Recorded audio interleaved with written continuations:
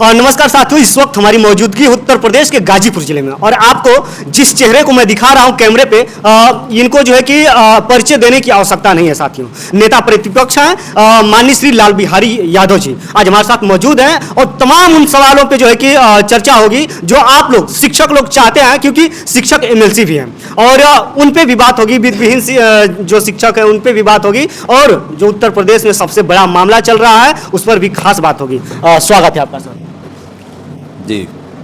आप शिक्षक एमएलसी हैं, तो पहले शिक्षा से ही शुरुआत किया जाए सर। शिक्षकों के बारे में आपकी क्या सोच है?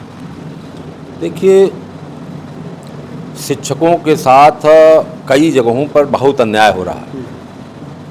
अगर ये बात मैं कह दूं कि अन्याय हो रहा है तो प्रश्न उठता है कि कहाँ हो रहा है। अभी देखिए, राज्य सरकार का जो शासनादेश आया है कि जो प्राइमरी में पढ़ाने वाले, जूनियर में पढ़ाने वाले जो शिक्षक हैं वो विद्यालय पे आके हाजिरी देंगे और विद्यालय में बच्चे आएंगे 1 जुलाई से। इतनी भीषण गर्मी में घर से निकलना मुश्किल हो गया है इस वर्ष जो है, जो तापमान की स्थिति है जो है। और इतने बढ़े तापमान में शिक्षकों को विद्यालय बुलवाना और फिर 12 बजे 11 बजे के बाद 12 बजे 1 बजे घर उनको फिर वापस होना, ये क्या संदेश दे रहा है? इससे मिल क्या रहा है? शिक्षा विभाग को मिल क्या रहा है कि ये अधिकारी जो है इस तरह के निर्देश दे करके और शिक्षकों का एक तरह से मैं कहूँगा कि उत्पीड़न कर रहे हैं।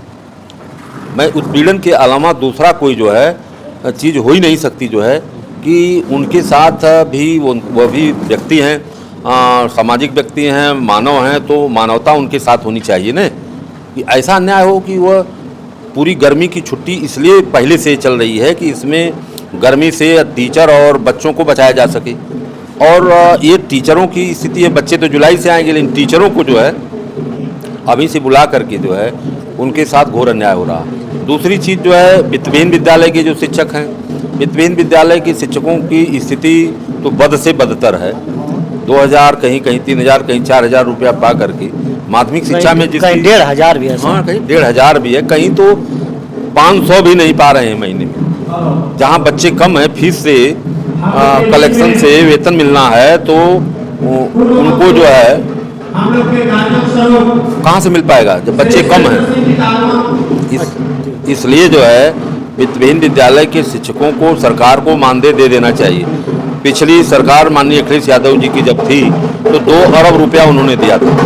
इसमें से मात्र 1 अरब 4 करोड़ रुपया जो है घटा, 96 करोड़ रुपया जो है वापस सरकार ने वापस नहीं दिया जब सरकार उनकी चली गई थी। भाई, पूर्ववर्ती सरकार का पैसा था और उसको शासनादेश के मुताबिक बांटना था, वो बांटे नहीं और उसको जो है वो वापस कर लिए।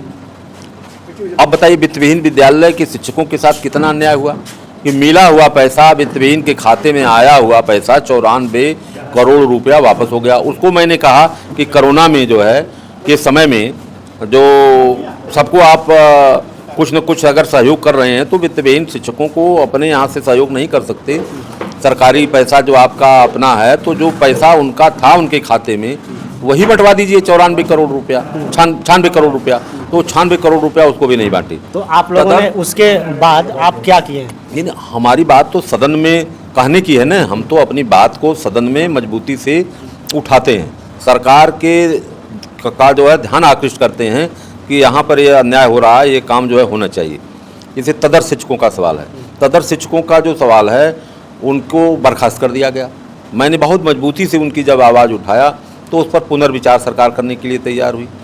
एडिड विद्यालय के जितने शिक्षक हैं उनकी सेवा नियमावली ही बदल दी गई, उनकी सेवा सुरक्षा खत्म कर दी गई।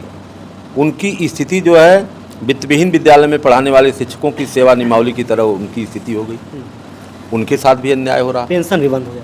पुरानी पेंशन तो बंद ही है, पहले से बंद हो गई। ये सरकार से प्रयास किया जा रहा है पुरानी पेंशन जो है लागू करो, लेकिन सरकार पुरानी पेंशन लागू आप ही की सरकार थी सर, माननीय अखिलेश यादव जी उसमें मुख्यमंत्री थे और 1 से लेकर कक्षा 8 तक जो कि छात्रवृत्ति बंद कर दिया गया। देखिए, छात्रवृत्ति क्या उन लोगों की जरूरत नहीं है? नहीं, छात्रवृत्ति उनकी उस समय उन्होंने बंद किया जो परिषदीय विद्यालय हैं, जिनको पूर्ण रूप से सरकार जो है हर सुविधा मुहैया कराती है। लेकिन जो वित्तविहीन विद्यालय हैं जिसमें बच्चे तो अपने संसाधन से पढ़ते हैं, उनके लिए नहीं बंद हुई, लेकिन जो पूर्ण रूप से जो है परिषदीय विद्यालयों में उनको कापी किताब और झोला जूता मोजा भोजन सब कुछ की व्यवस्था है, तो उनको अगर छात्रवृत्ति न मिले तभी उनका पढ़ाई लिखाई का काम बंद नहीं होगा। लेकिन जो अनएडेड प्राइवेट स्कूल हैं जो है उनमें तो छात्रवृत्ति की ज़रूरत है, उनको छात्रवृत्ति चाहिए।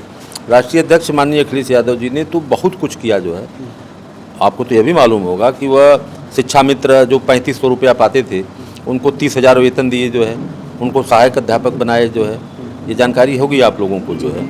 उन्होंने तो लैपटॉप दिया जो है सभी छात्रों को जो है, उन्होंने जो है। सर मैं रोकना चाहूँगा आपको कि आपने जब छात्रवृत्ति बंद कर दिया, वित्तविहीन वाले जो बच्चे हैं उनको भी नहीं मिल रहा है, तो आप लोग इस समय उसके लिए कुछ कर रहे हैं? हम लोग प्रयास कर रहे हैं कि राजकीय और परिषदीय विद्यालयों में जो है भले आप जूनियर तक छात्रवृत्ति बंद कर दिए तो उनका पोषण पूरी तरह से पढ़ाई लिखाई खाने कपड़े की सारी व्यवस्था सरकार कर रही है, लेकिन जो वित्तविहीन विद्यालय हैं उनमें जो है छात्रवृत्ति मिलनी चाहिए जो है। इसके लिए सरकार के सामने परिषद में हम लोग जो है विधान परिषद में कितनी बार जो है इस बात को कहा है। एक सवाल और सर, जिस तरह से कॉलेजों में देखा जाए, स्कूलों में देखा जाए, तो हमेशा स्कूलों में जो इंग्लिश मीडियम है चाहे जो हिंदी मीडियम है, हर साल जो है जो प्राइवेट स्कूल है उसमें किताबें बदल दी जा रही है। बहुत बच्चे जो है कि परेशान हो रहे हैं, उनके गार्जियन परेशान हो रहे हैं। कोई ऐसा कुछ नियम है आपको? देखिए, इसमें भी सरकार ने जो शासनादेश जारी किया कि एनसीईआरटी की किताबें सभी पर लागू हों। हमने सदन में शिक्षा मंत्री के सामने इस सवाल को उठाया जो है कि क्या कारण है कि एनसीईआरटी की किताबें मार्केट में आज तक उपलब्ध नहीं हुई। जितने राजकीय विद्यालय हैं, परिषदीय विद्यालय हैं, उनको 60 से 70% किताबें उपलब्ध सरकार ने कराया।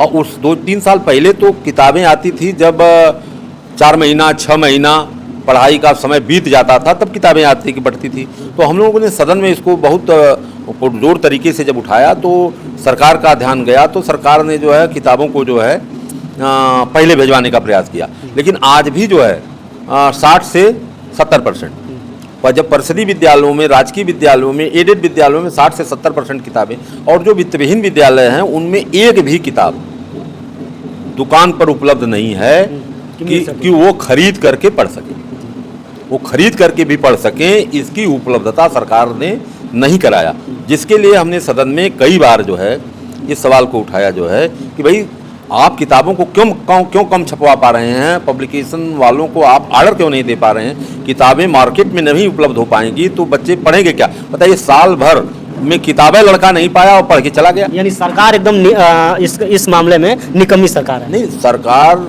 शिक्षा व्यवस्था को पूरी तरह से ध्वस्त करना चाहती है। अच्छा सर, ये भी बताइए कि जो सेमेस्टर वाइज है एग्जाम हो रहा है, अभी लड़का जो है कि एडमिशन नहीं करवाया कॉलेज में, 1 महीना से कम भी पढ़ाई नहीं कर पाया, लेकिन तब तक जो है कि एग्जाम आ जा रहा है। इसके बारे में आप लोग क्या देखिए, वह भी सिस्टम जिन्होंने नया जो लागू किया वह भी मेरे समझ से गलत है। जो इसके पहले व्यवस्था चल रही थी वह अच्छी व्यवस्था थी और साल में एक बार परीक्षा हुआ करती थी। जब पढ़ाई कुछ हुई ही नहीं तो परीक्षा किस बात की? क्लासेज चले नहीं, एडमिशन आप करेंगे 1 अप्रैल से और सितंबर तक एडमिशन करेंगे, तो सितंबर में जो एडमिशन लिया अक्टूबर में परीक्षा कौन सी देगा? देखिए, ये सरकार जो है नियम कानून जो कागजों पर बना रही है वो व्यवहारिक नहीं है, वो पूरी तरह से अव्यवहारिक है। लगता है कि बिना सोचे समझे जो है ये नियम कानून बनाए जाते हैं जो है। आप शिक्षा से जुड़े हैं, इसलिए मैं एक सवाल और रखता हूँ स्कूलों के माध्यम से। जो इस समय बन रहा है, क्या नाम से कि आधार कार्ड से लेकर जो बच्चे हैं उनका लेकर जो है कि बनाया जा रहा है कि इसमें रजिस्ट्रेशन किया जा रहा है ऑनलाइन सर।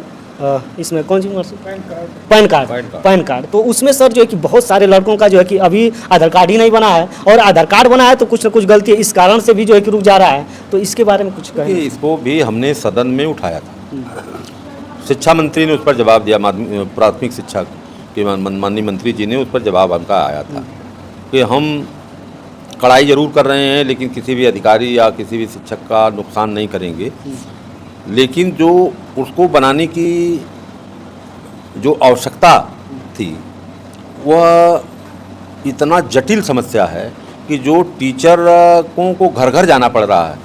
कहीं जन्मतिथि में डिफरेंसेज है, तो कहीं पिता के नाम में है, कहीं माता के नाम में है, कहीं डेट ऑफ बर्थ में है।